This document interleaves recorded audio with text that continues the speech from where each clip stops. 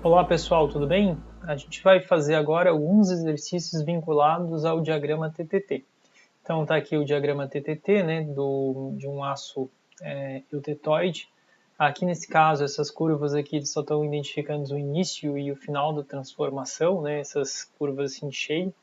E aqui a gente tem alguns resfriamentos, né, representados pelas letras A, deixa eu mostrar aqui, a letra A, B, C, D, T e E, né? E ele pede, com base nesses resfriamentos provenientes lá de 800 graus Celsius, identificar que microconstituintes estão se formando em cada resfriamento. Então vamos fazer isso aqui juntos.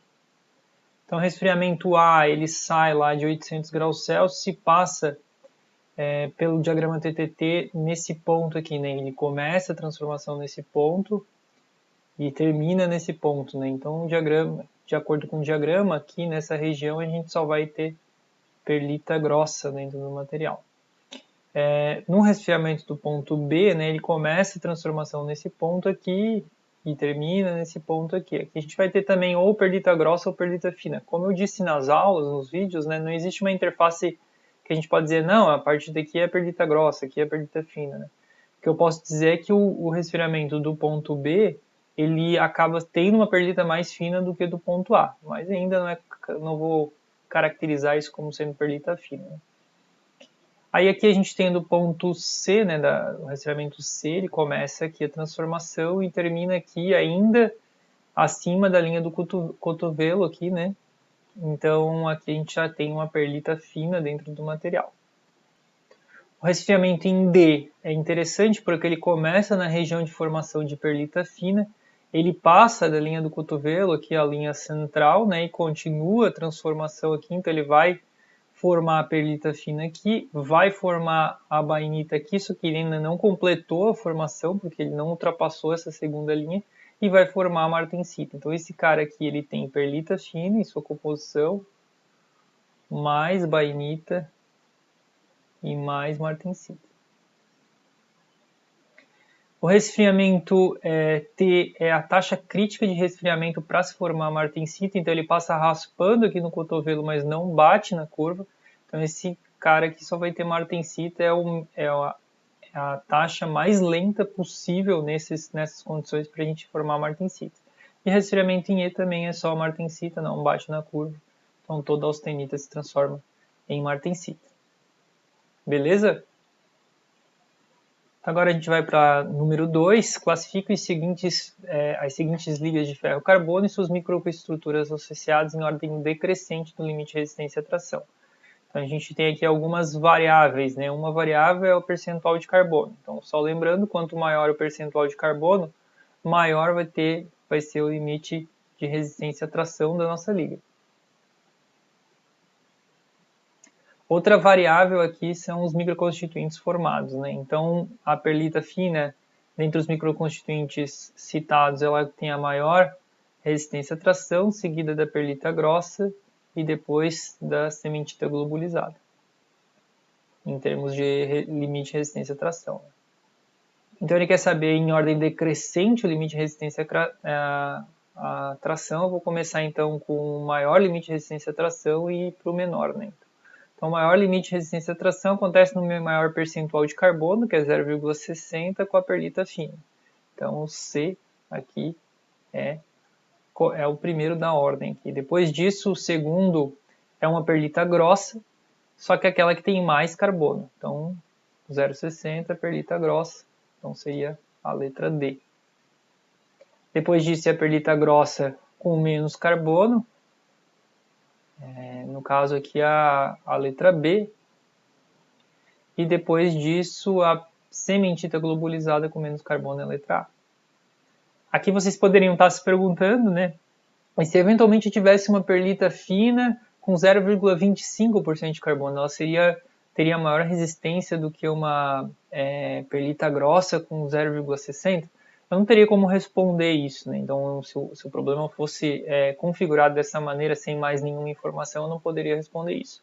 Mas geralmente o efeito do percentual de carbono é maior do que o efeito da transformação dos microconstituintes da nossa liga, né? Quando a gente não trabalha principalmente com martensita. Então, perlita fina e perlita grossa tem uma diferença, sim, mas talvez o efeito aqui dessa mudança no percentual de carbono seja maior.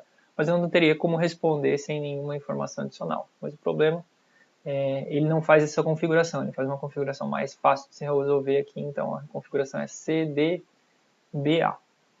Beleza? Bom, aqui o problema ele tem 4 diferentes resfriamentos provenientes da temperatura de austenitização e ele quer saber quais são as microconstituintes que são formadas. Então, o resfriamento da letra A é um resfriamento rápido contínuo por 8 segundos até a temperatura ambiente. Então, estou lá na temperatura de austenitização, faço um resfriamento rápido contínuo, aqui até na temperatura ambiente, né? Então, no caso, mais ou menos desse tipo aqui. Então aqui, até 8 segundos, né, eu vou ter só martensita no meu material. Então, só martensita. Tudo bem? O resfriamento da letra B é um resfriamento rápido até 575, então vamos seguir rápido aqui também. 575 está mais ou menos por aqui, é acima dessa linha do cotovelo aqui, né? Aí ele segura por 40 segundos mais ou menos por aqui, depois faz um resfriamento lento até 200, né? Bom, esse cara aqui, quando ele ultrapassa a linha em verde, aqui, que é a linha final de transformação, ele ultrapassou o ponto final aqui de transformação da perlita fina. Então esse cara aqui só vai ter perlita fina em sua microestrutura. Aqui ele faz um resfriamento rápido até 400, né? A letra C, aqui embaixo, né? 400 graus Celsius. Não, resfriamento rápido de 400 graus Celsius até 1 segundo, beleza, até 1 segundo tá aqui, isso. E manutenção por 12 segundos. Então, 12 segundos está mais ou menos por aqui, né? E daí resfriamento rápido até temperatura ambiente. Mais ou menos por aqui, né? 12 segundos. Bom, esse cara aqui, ele começa uma formação de uma bainita, mas ele não conclui essa formação de uma bainita. E daí depois ele resfria aqui, então a austenita que se tinha ainda retido no material se transforma em martensita. Então aqui eu vou ter martensita mais bainita na minha composição da minha liga. Bom, e a letra D é um resfriamento rápido até 300 graus Celsius. Bem rápido até 300 graus Celsius. Manutenção dessa temperatura por 10⁴ segundos, né? Então, bastante tempo aqui. Manutenção dessa temperatura. E depois um resfriamento lento até 10⁵ segundos, né? Então, assim. Bom, aqui ele começa a passar essa linha de formação da bainita e completa a formação da bainita. Esse aço aqui só vai ter bainita na sua composição. Tudo bem, gente? Aqui no próximo slide a gente vai ver as curvas desenhadas, né? Fica mais fácil aí de identificar os pontos. Martensita. Então aqui, né, martensita, perlita fina, martensita e bainita se formando. Bom, e agora a gente vai para a última questão, e essa última questão ela envolve algumas perguntas teóricas, né? E é importante para a gente compreender bem o diagrama TTT. Então a primeira pergunta é quais são as principais fases que podem estar presentes nos aços a temperatura ambiente, se resfriadas lentamente. Cite as principais propriedades mecânicas dessas fases. Bom, vê que ele está falando de fases, né? Ele não está falando de microconstituintes. Então fases é aquelas que estão presentes no diagrama de fases, né? E não aqueles microconstituintes. E ele fala que a gente está resfriando de maneira lentamente. Então, as duas fases aqui que podem estar presentes é a ferrita e a cementita, né, que são as que mais estão presentes em termos de configuração.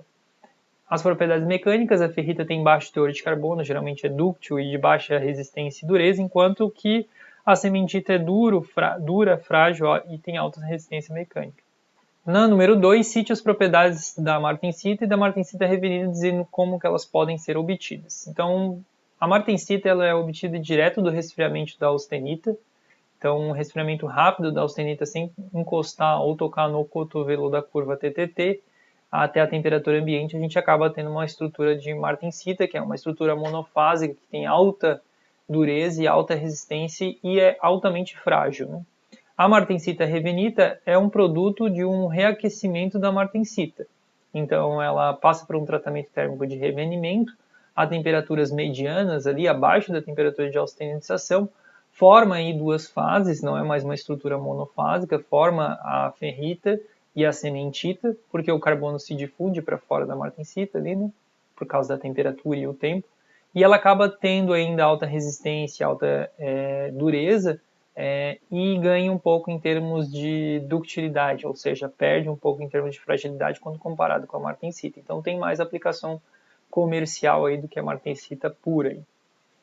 Aí, número 3, alto teor de carbono favorece ou dificulta a formação da martensita. Bom, o teor de carbono e os elementos de liga, que já posso emendar aqui com a número 4, né, eles deslocam a curva TTT para tempos mais longos, né? Então, nossa curva TTT, né, que tem essa configuração aqui, né, ela acaba sendo deslocada para esse sentido aqui, né, para tempos mais longos.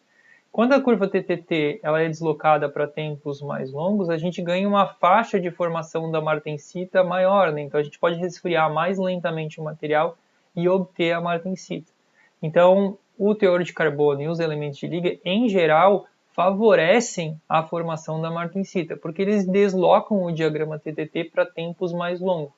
O que é deslocar o diagrama TTT para tempos mais longos? É provocar uma demora para a nucleação das fases durante o processo de transformação dessas fases, né? Então, isso vai auxiliar a formação da martensita. Número 5, então, né? É possível obter um aço com estrutura martensítica por resfriamento lento? Sim. Geralmente, a gente precisa de altas taxas de resfriamento para conseguir obter a martensita. Entretanto, se a gente trabalhar com tamanho de grão também é uma das coisas que vai influenciar nessa movimentação aqui do diagrama TTT, trabalhar com alto teor de carbono, trabalhar com elementos de liga, a gente pode deslocar bastante o gráfico TTT para longos tempos e fazer um resfriamento bem mais suave e mesmo assim formar martensita no material. Então, por exemplo, aços inoxidáveis martensíticos, né, eles têm martensita na sua microestrutura a temperatura ambiente e não por isso foram processados via têmpera, né? Eles podem ter sido obtidos ou fabricados com um resfriamento mais lento e mesmo assim obtiveram martensita em sua estrutura. E a número 6, a transformação martensítica nos aços ocorre com aumento ou diminuição do volume. Isso aqui é uma boa pergunta. Qual o efeito disso no material? Bom, a densidade da martensita é menor do que a densidade da austenita. Isso significa que quando a gente resfria, né, lá da temperatura de austenitização para a temperatura ambiente, a gente tem um aumento de volume no material, o que não é um fenômeno tão esperado, porque geralmente quando a gente resfria o material, ele contrai, né, ele sofre uma contração. E nesse caso, devido a essa transformação alotrópica, né, da martensita, essa estrutura tetragonal de corpo centrado, ela aumenta em volume. E esse aumento em volume muitas vezes pode causar distorções na peças ou até trincas durante o processo de têmpera. Então tem que ter cuidado na hora de formar a martensita, porque eventualmente vocês podem gerar trincas devido a essa mudança de volume na peça. Então há um aumento do volume sim, quando se transforma o material de austenita para martensita, e o efeito disso é que pode causar distorções ou até trincas na peça. Bom, aqui estão as respostas, né, para vocês terem aqui em forma de texto. Vocês podem ler e olhar com cuidado, né? Talvez essas respostas aqui estão mais completas do que as minhas aqui no vídeo. Então, o diagrama TTT eram esses exercícios. Obrigado aí, pessoal.